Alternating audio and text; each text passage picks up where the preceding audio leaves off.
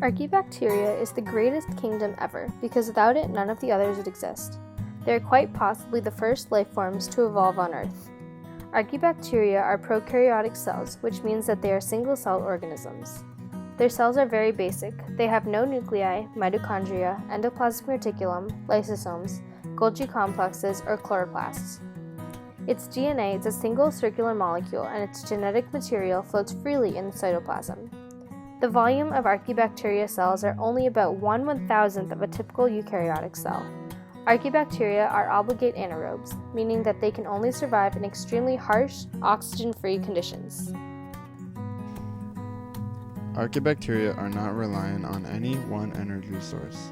Some sustain themselves by consuming hydrogen gas or metal ions. Archaebacteria do not use photosynthesis.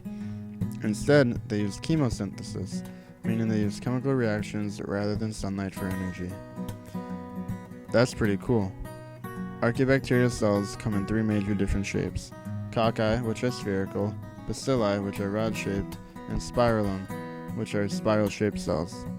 I bet your kingdom can exist in temperatures greater than 190 degrees Fahrenheit and acidities as low as 0.9 on the pH scale.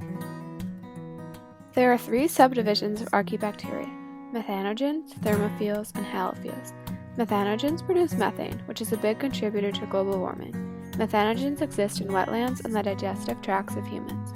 Methane is made by archaebacteria eating simple organic compounds such as acetate and methanol, which then combines with hydrogen peroxide and hydrogen gas from the air.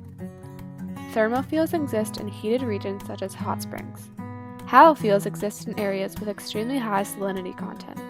Slight halophils live in places with 2 to 5% salinity, while moderate halophils live in 5 to 20% salinity.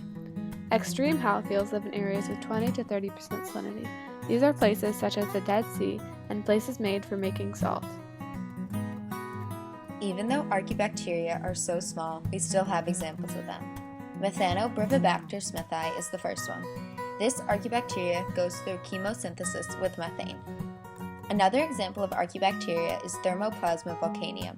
This kind obtains energy through organic compounds, and it is dependent on sulfur respiration. This is when carbon and energy are created through a sulfur reaction using organic compounds. One more example is Thermococcus littoralis. These are found in hydrothermal vents in the deep sea, which is an extreme condition, and they attach to microorganisms.